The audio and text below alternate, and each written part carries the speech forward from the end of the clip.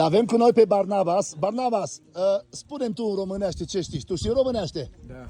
Cu noi, ia spune ce știi. Ce faci? Aha. Hai la noi, Ana e fain, tot e ok. Când vin aici, mulțumesc. Da? Știi cât face 1 plus 1? Da. Cât? 2. 1 plus 1 e 2? Da. Da, 5 plus 5. 10. 10, 5 plus 5. Da. Da, tu ai fost în România? Nu. Niciodată? Nu.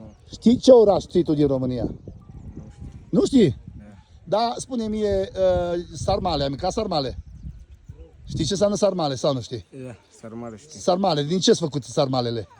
E bun. E bun? Din ce ai făcut? Ce are înăuntru? Carne, Carne?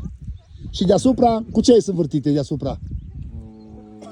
asta, nu știu cum o să zic. Zi în engleză dacă știi, că pe Cabbage. O varză, așa, văd că știi. De acum nu cunosc tu toate cuvintele, dar văd că știi. Ok, și mai vin român pe aici, mai vin? Da. Sunt, a? Da. Foarte bine. Cam, de unde ai învățat-o românește?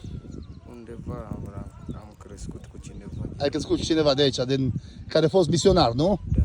No, foarte fain, ne bucurăm de tine. Domnul se binecuvântează. Și pe tine. Și tu unde locuiești acum? Lucruri aici.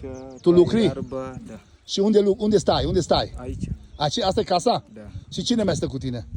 Mama mea, copii Ok. și tata mea a plecat undeva, lucrurile undeva. Da? Ok, so tu ai mama cu tata și cu frații tăi, nu? Da. No, foarte bine. No, ne bucurăm. Uite, aici, în văr de junglă, în Uganda, cineva știe românește și știe bine, nu? Ce ziceți voi? Foarte bine, s-a răspuns la toate întrebările. Foarte bine, bun, bravo. Barnabas, nu?